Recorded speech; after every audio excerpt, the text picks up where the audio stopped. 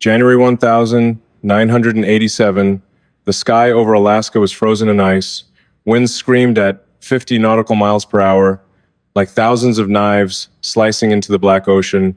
Amid this bitter cold, the nuclear aircraft carrier USS Carl Vinson, a floating city weighing more than 0 tons, was racing forward at 35 miles per hour. On the flight deck, ice lay white as a frozen field, while giant waves taller than the ship's hull rose one after another before the bow. An F-14 Tomcat fighter jet sat motionless near the deck's edge, only a few meters from the raging sea. Each roll of the ship felt like a sweep of death itself. The crew knew the choice clearly: slow down and gain safety, but risk mission failure, or maintain speed and face nature's brutal power head-on. They chose speed. That decision opened a merciless test of skill, discipline, and courage, the very qualities that built the U.S. Navy's reputation over decades. And this was only one of countless duels between human beings in the sea that carrier sailors must endure. No waiting for the weather. In military operations, weather is never an excuse for delay. The standing order is absolute. A carrier must reach the assigned position at the precise time, no matter the storm. These ships cannot simply wait out the weather like civilian vessels. Their missions are tied to troop movements, airstrike schedules, resupply timetables, and sometimes the fate of an entire campaign. The USS Nimitz proved this during Operation Desert Storm. The massive ship maintained more than 30 knots while launching combat aircraft through 25-foot waves in the Persian Gulf. Captain Mike Abro, former commander of USS Benfold, put it bluntly, in combat, you don't have the luxury of waiting for perfect weather. The enemy doesn't care if there's a storm. At maximum speed, each slam into a 60-foot wave creates an impact force equivalent to a high-speed car crash, except this car weighs as much as a city and carries enough firepower to level a region. Split-second decisions on the bridge. On the command bridge, where radar screens, compasses, and navigation displays glow in the dim light, every decision by the watch officer can determine the survival of 50 people. Too fast, and the bow may bury itself beneath thousands of tons of water. Too slow, and the rudder loses bite, turning the giant ship into an uncontrollable steel block sliding across the stormy sea. Chief Petty Officer Martinez, who served 20 years on carriers, recalls storm watches. You read the wave pattern, time the impact, and adjust speed in real time. There's no margin for error. One miscalculation can break the ship's spine. During these brutal watches, every member of the bridge team, helmsman, radar operator, officer of the deck, functions like precision gears in a clock. Radar reports wave height. The helmsman adjusts course. The officer orders power changes. Every 30 seconds, data on wave frequency, height, and wind direction updates. All unfolds in tense silence, broken only by the howl of wind and the metallic groan of thousands of tons of steel under pressure. The art of wave riding handling a carrier in a storm is not merely a matter of throttling up or down. It is the art of wave riding, a technique every bridge officer must master. They accelerate through smaller sets to maintain momentum, then cut power just before a monster wave strikes, letting the bow pierce the crest without being swallowed. Lieutenant Commander Sarah Chen, who guided USS George Washington through a North Atlantic storm in 2019, remembers, we were running 28 knots in 45-foot seas. Every hit felt like crashing into a concrete wall. The key was reading the rhythm of the waves, predicting the next one before it formed. The bridge team combines radar data, visual observation, and the subtle vibrations of the hull to anticipate danger. Sometimes, a faint tremor in the keel is enough for a veteran officer to sense an approaching rogue wave. Terror on the flight deck. While the bridge fights the storm, the flight deck where dozens of F-A-18s and F-14s sit ready faces even more tangible fear. Carriers are designed to cut through waves, not ride over them. At high speed, the razor bow slices the sea, throwing tons of green water onto the deck. A loose wrench can become a steel bullet capable of shattering a cockpit canopy. Sailors must secure every object within seconds before the next wall of water crashes down. Landing operations are the most dangerous of all. Imagine this. The ship is over 330 meters long, racing at 30 knots. The deck heaves up and down 30 feet like a giant elevator. Pilots have less than 3 seconds to match speed and glide path. Landing signal officers, LSOs, stand at the deck's edge as 18-ton jets roar in at 150 miles per hour. They calculate where the deck will be, not where it is, guiding pilots to touchdown within thousandths of a second. A delay of half a heartbeat can turn a landing into catastrophe. Deep below, the beating heart. Far below, where no window reveals the raging sea, the reactor room trembles with its own tension. Chief Williams, with 15 years in the engineering spaces, recalls, "At over 30 knots in heavy seas, the whole hull flexes. You feel it in your bones, but we must keep the reactors at full power. If output drops, the mission collapses." Operating a nuclear reactor demands absolute precision. A tiny error in control rod movement or coolant flow can shut down propulsion, leaving a billion-dollar ship adrift in a storm. Behind every high-speed run lies a navigation team acting like prophets. They use weather data, wave models, and direct observation to plot routes that keep the ship fast while dodging the worst seas. Quartermaster Jackson explains, "We constantly update the track based on wave forecasts, wind, and mission needs. Sometimes the safest path adds 200 miles, but at 30 knots, that's only 7 hours, a small price compared to losing the ship. Communications on the edge. In a high-speed storm run, every communication signal is a lifeline. Carrier radio channels link not only to aircraft, but also to escort ships, command centers, and global satellites. When gales rise, electromagnetic waves grow unstable, high-frequency signals distort, and satellite links can vanish in a heartbeat." Radioman Parker, who served aboard USS Eisenhower during Hurricane Sandy in 2012, remembers, "We were running 25 knots in 35-foot seas to make the launch window. Each big wave knocked out another radio system. We went to backups of backups, even resorting to signal lights to stay in touch. The greatest fear comes when aircraft are inbound. Air traffic controllers must talk pilots onto a moving target, a massive ship pitching in violent seas, while storm interference warps the signal. A few seconds of static can send a pilot fatally off course. Damage control in a moving earthquake. Despite training, accidents happen.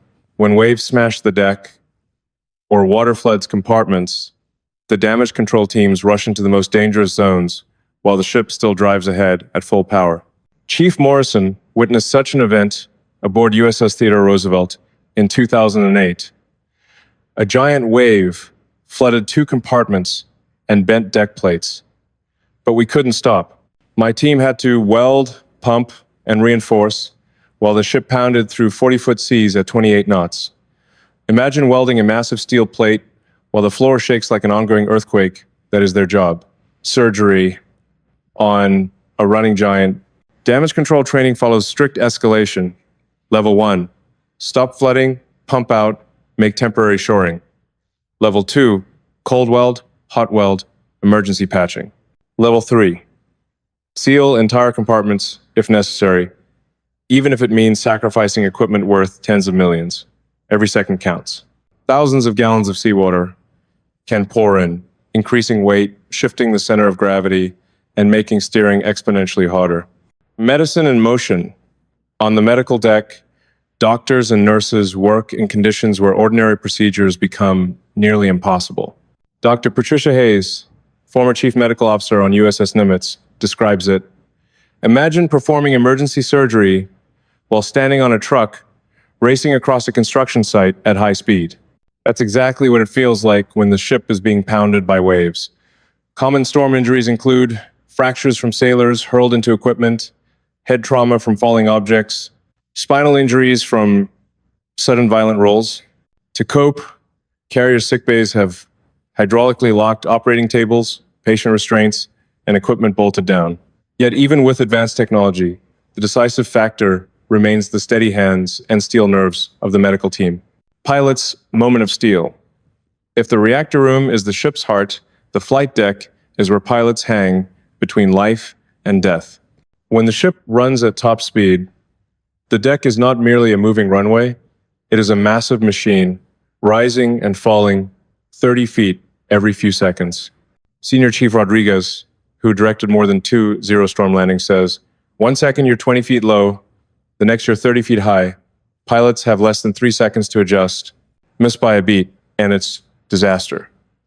To aid these dangerous recoveries, carriers use the Fresnel lens optical landing system, which automatically compensates for deck motion and gives pilots a stable light signal even as the ship pitches wildly. Powering through with nuclear strength, while the deck bucks above, deep below the nuclear engines, must maintain full output. They not only drive the 100 zero-ton ship, but also power every radar, communication link, and the steam catapults that launch jets. Chief Williams explains, "At flank speed through heavy seas, we can see the bulkheads vibrating, but the reactor must stay rock steady. If power drops, the catapults lose pressure, and pilots can't launch or recover. Engineers continuously adjust control rods, coolant flow, and steam pressure to keep the catapults capable of hurling an 18-ton fighter from 0 to 160 miles per hour in just 2 seconds. A single misstep can freeze flight operations entirely. To reduce risk, modern carriers use an MIT-developed rogue wave prediction system. By combining radar, satellite, and buoy data, it forecasts monster wave 2-3 minutes in advance, enough for bridge officers to tweak speed or heading and soften the blow. Yet, even with advanced sensors, human experience remains decisive. Veteran officers sense what machines cannot. A strange whistle in the wind, an odd vibration in the bow, an unusual color in the wave trough. Such instincts have saved ships from disaster countless times.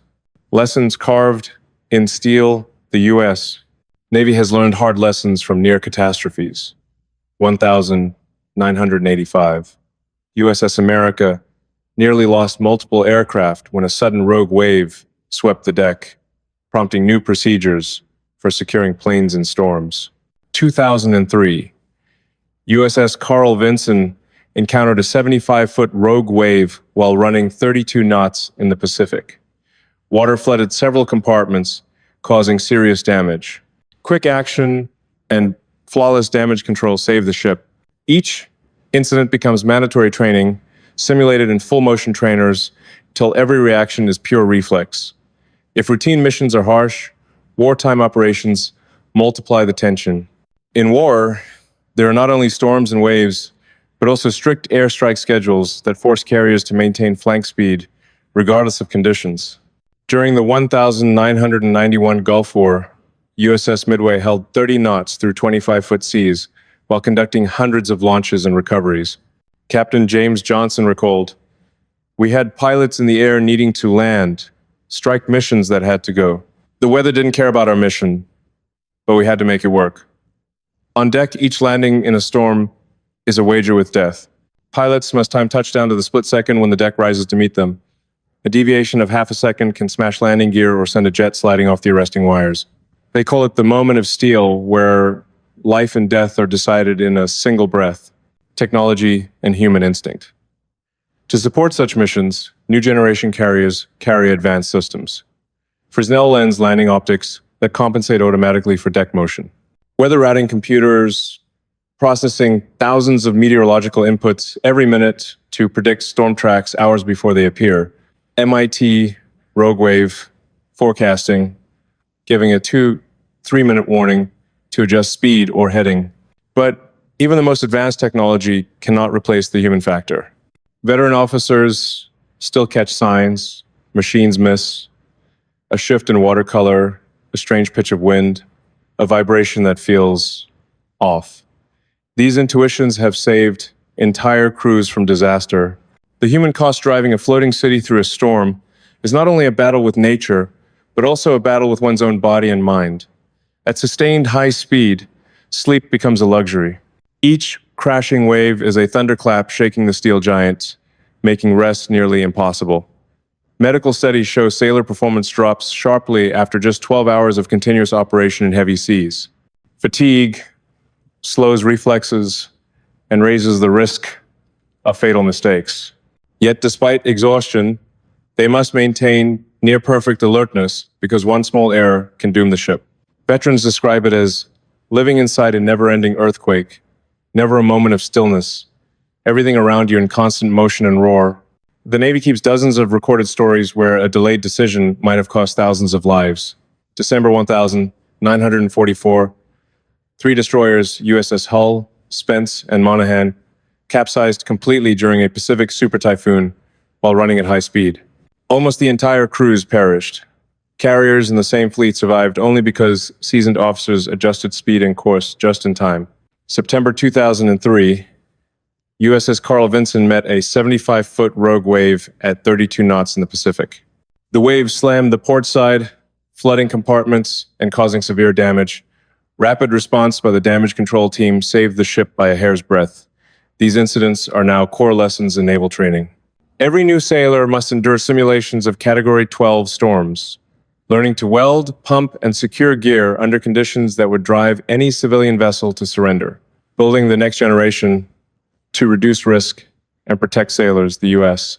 Navy invests in new carrier designs with critical innovations, optimized hull shapes that cut roll by 50% in heavy seas, active stabilization systems that automatically shift the ship's center of gravity with each wave, artificial intelligence analyzing billions of weather data points to recommend real-time speed and heading, virtual reality simulators letting sailors train on historic storms and learn from past mistakes without risking lives.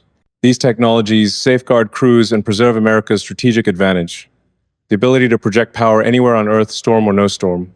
Unsung heroes of the floating city. While pilots and bridge officers receive most of the praise, the quiet sailors keep the floating city alive.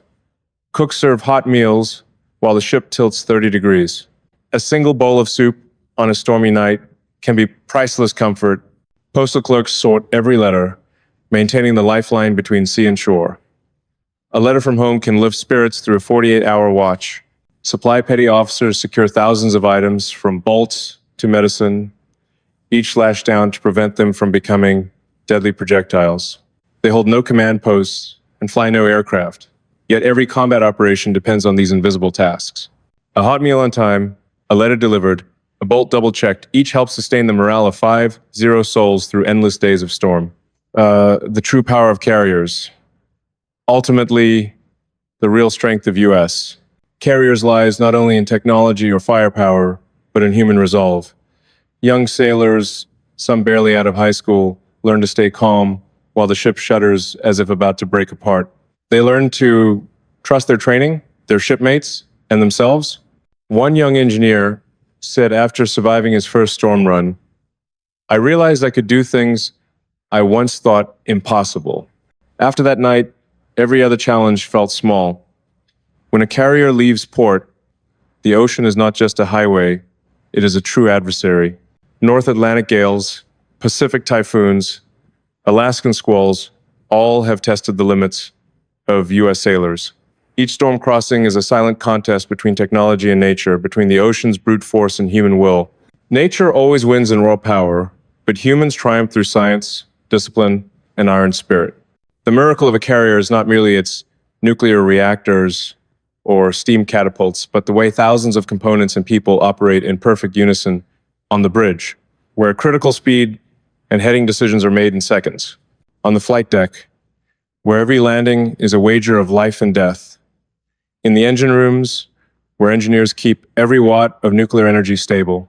In the galleys, mailrooms, and storerooms, where ordinary tasks quietly sustain morale.